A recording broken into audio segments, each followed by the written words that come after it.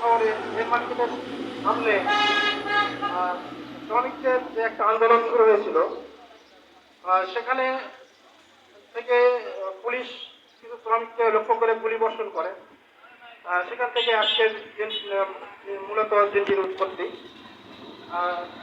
সেখানে মূল মূল কথা ছিল যে আমাদের কাজ করতে হবে 8 ঘন্টা, তারা অনেক বেশি কাজ করে নিত। এখান থেকে মূলত এই দিনটির উৎপত্তি হয়।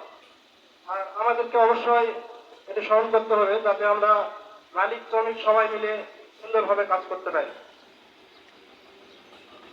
আমরা যারা নির্মাণ শিল্পী ভাইরা আছি তারা অবশ্যই সব দিকে নজর রেখে আমরা কাজ করব, সবাই যাতে সুন্দরভাবে কাজ করতে পারি, এই প্রত্যাশায় আমার বক্তব্য শেষ করলাম।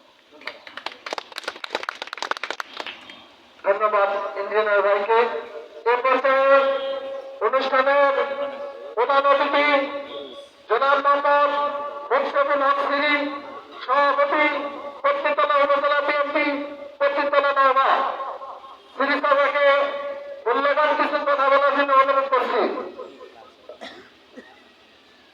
বিসমিল্লাহির রহমানির রহিম।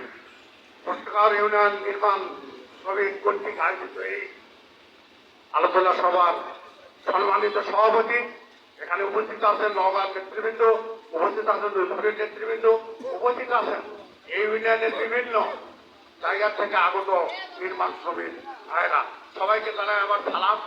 আসসালামু আলাইকুম। অন্য ধর্মের ভাইদের জন্য আমার প্রাণঢালা অভিনন্দন। মহান মে দিবস, এটা সবার অধিকার এই মে দিবসটাকে পালন করা। কোন একটা ঘটনার প্রেক্ষিতে এই মে দিবসটা উদযাপিত হয়।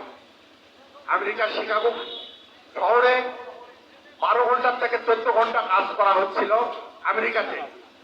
তার প্রতিবাদে শ্রমিকরা যখন রাস্তায় নামে 8 ঘন্টা তাদের দাবিতে, এই দাবি তারা অপেক্ষা করে সেই সময়কার পুলিশ, সেই সময়কার সরকারের নির্দেশে পুলিশ এই মিছিলের উপর গুলি চালায়। সেখানে কিছু শ্রমিক মারা যায়। তারই ধারাবাহিকতায় গোটা বিশ্বে এই শ্রমিক দিবসটা উদযাপিত হয়। আজকে আমরা দেখেন শ্রমিক দিবস উদযাপিত হবে, তার কর্মফল আমরা পাবো শ্রমিকেরা, কিন্তু কোথায়? আমি দেখতেছি দেখেন শয়ে শয়ে ভ্যান, রিক্সা, গাড়ি, আজকে কিন্তু কোনো জিনিস চলার কথা নয়, টাকা ঘোরার কথা নয়। আজকে সবকিছু বন্ধ থাকবে, কিন্তু না, সবই চলতেছে।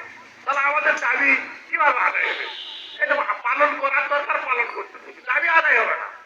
দাবি আদায় করতে হলে সবাইকে একত্র হতে হবে। আজকে আপনারা নির্মাণ শ্রমিক যারা আছেন, আপনাদের পরিশ্রমের ফসল